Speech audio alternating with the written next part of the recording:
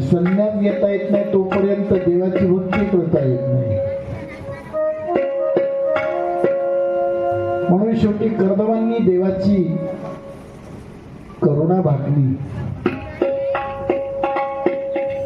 तेव्हा देव प्रसन्न झाले आणि 9 मुलीवर भगवंताने अवतार घेतला. कपिल भगवान की जय. कपिल मुनीचा अवतार. आता मुलगा झाल्यानंतर संन्यास घ्यायला आपण अगोदरच ठरलं होतं, म्हणून यांची गडबड झाली. आता मुलगा झालाय, संन्यास घ्यायला हरकत नाही. म्हणून अत्यंत नवलाईने आपली पत्नी देवहूती नावाची, त्या देवहूतीला जाऊन म्हटले कर्दम ऋषी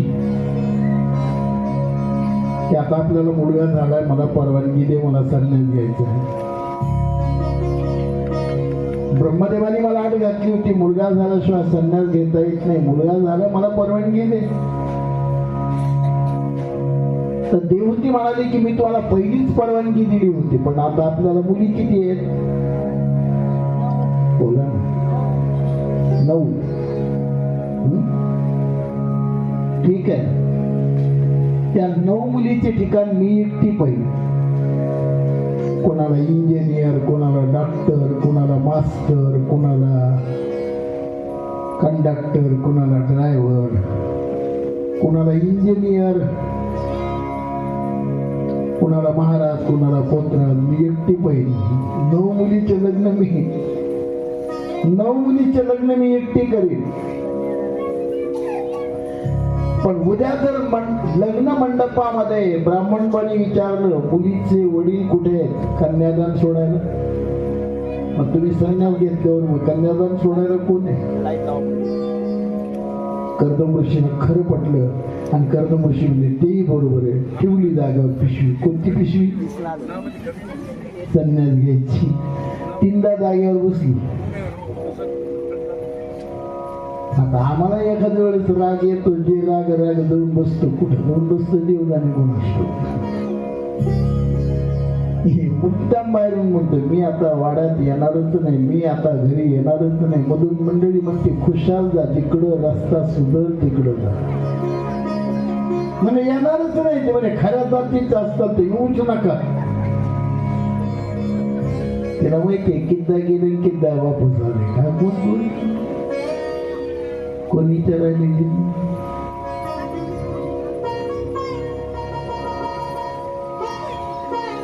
पुढे जाऊन बसले पाण्याच्या टाकीवर.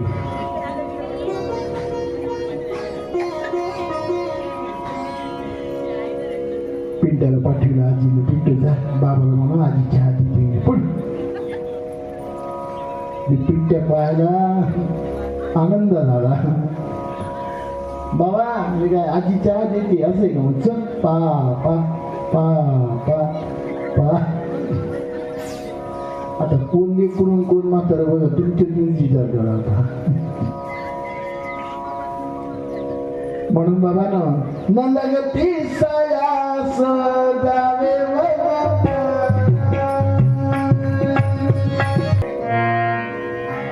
देव गवळणीकडे गेला का गवळणी देवाकडे आल्या?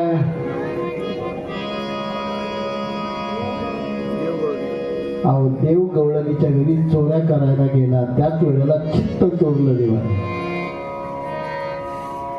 खरा भक्त असेल त्याला घर सोडायचं कामच नाही. सुखी येतो घरा. देवा 9 मुलीचे लग्न केले आणि मग साक्षात भगवंताचा अवतार म्हणजे कपिल मुनीचा अवतार झाला. 9 मुलीचे लग्न झाले. मग आता म्हणजे मी जातो, संन्यास घ्यायचा आहे. कर्दम ऋषी पुन्हा जाता जाता तिने सांगितलं तुम्हाला परवानगी आहे, पण माझी एक अट आहे. म्हणजे आता काय 9 मुलीचे लग्न झाले ना, आता काय राहिली तुझी अट? म्हणजे तुम्हाला सुनमुख नाही का पाहिजे? म्हणजे तू दोन्हीकडून 2 आरशे घे आणि सुनमुख तू एकटी बघ. पण मला जाऊ दे आता, मला बदल मला नको आता. शेवटचा शेवटचा प्रश्न आहे की काय हरकत नाही, माझा मार्ग महत्वाचा प्रश्न आहे की तुम्ही वनामध्ये निघून गेल्यानंतर माझा उद्धार कोण करेल, हा मात्र महत्वाचा प्रश्न आहे. तेव्हा कर्दम ऋषींनी देवहूतीला सांगितलं की साक्षात एवं पुराण पुरुषोत्तम, हा साक्षात परमात्मा आपल्या घरी पुत्र रूपात आलेला आहे, तो तुझा उद्धार करेल. म्हणून तेव्हापासून अशी रूढ निघाली की पतीच्या नंतर ती स्त्री मुलाच्या स्वाधीन असते. पती आपल्या पत्नीचा उद्धार करू शकतो, पण तितकाच अधिकार मुलाचा आहे आपल्या आईचा उद्धार करणं. म्हणून कपिल मुनींनी मातेला ज्ञान दिले. ती जागा म्हणजे गंगा सागर संगमे, कुठली जागा आहे? गंगा सागर सत्य बार बार त्या ठिकाणी आपलं मातृत्व काय आहे ते भगवंतांनी कपिल मुनीच्या मुखातून ज्ञान घेतलेलं आहे. अशी एक आई आहे की त्या आईने आपल्या लेकराला पाळण्यात घातलं, पाळण्यातली दोरी हातात घेऊन जेव्हा सुरू केलं, उपदेश सुरू केला, हा देह नाशिवंत मळमूत्राचा बांधा. हे मुला, हा देह नाशिवंत, मी तुला जन्म घातला पण नाशिवंत देह. प्रत्येकाचं कर्म प्रत्येकाच्या बरोबर असतं, कुणी कुणाच्या कर्माला कुणी काही करू शकत नाही. म्हणून स्मरे त्या हरिहरा शरण जाई गोविंदा. कुणाला शरण जातो? त्या गोविंदाला शरण जा. मी तुला जन्म देऊन मोकळे झाले, पण कर्माचा धनी तुझी तू आहेस. जन्म मायबाप देतात, पण कर्माचा धनी स्वतःच पुरुष असतो. कर्मानुबंधेने मनुष्य लोक आहे. सुंदर ज्ञान दिलेले. आणि आता नंबर 3 ची मुलगी मनुराजाची, तिचं नाव प्रसूती, आणि ती दिली होती दक्षाला. दक्ष कोण? ब्रह्मदेवाच्या अंगठ्यातून ज्याची उत्पत्ती झालेली आहे. ब्रह्मदेवाच्या अंगठ्यातून ब्रह्मदेवाच्या अंगठ्यातून ज्याची उत्पत्ती झालेली आहे तो दक्ष. आणि त्या दक्षाला ही नंबर 3 ची मुलगी देऊ केली. पहिली मुलगी आकुती कर्दम ऋषीला दिली. दुसरी मुलगी देवहूती कर्दम ऋषीला दिली. 9 मुली आणि कपिल मुनीचा अवतार झाला. आणि तिसरी मुलगी प्रसूती दक्षाला दिली.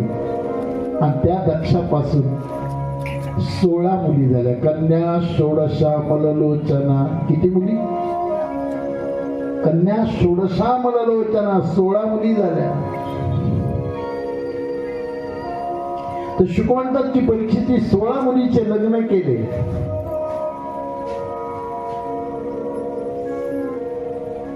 कोणी? दक्षाने. त्यापैकी 13 मुली धर्म नावाच्या देवतेला दिल्या. यदा यदा ही धर्मस्य, आपण आचरण करतो तो धर्म, त्या धर्माला 13 मुली दिल्या. त्यांचे नाव बघा काय ते: श्रद्धा, मैत्री, दया, शांती, तुष्टी, पुष्टी, क्रियोन्नती, बुद्धिर्मेधा, तितिक्षारी, धर्ममूर्तस्य पत्नयः. किती मुली?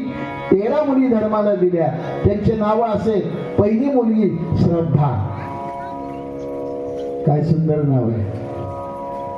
मी एक जणांना विचारलं, तुम्ही पूजा करतात का कधी? ते मला करीत होतो, पण पहिली मुलगी झाली तेव्हापासून मी तिचं नाव पूजा ठेवलं, मी पूजा सोडून दिली.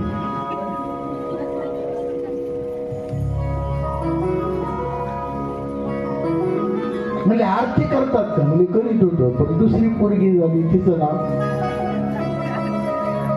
आरती ठेवून दिलं, पुन्हा विशेष संपला. गायत्रीचा जप करतात का? म्हणजे करीत होतो, पण तिसरी मुलगी संध्या, पूजा, गायत्री, आरती महाराज म्हणले आता पोरगी झाली तर उद्बत्ती. काय नाव ठेवलंय ते लक्षात नाही.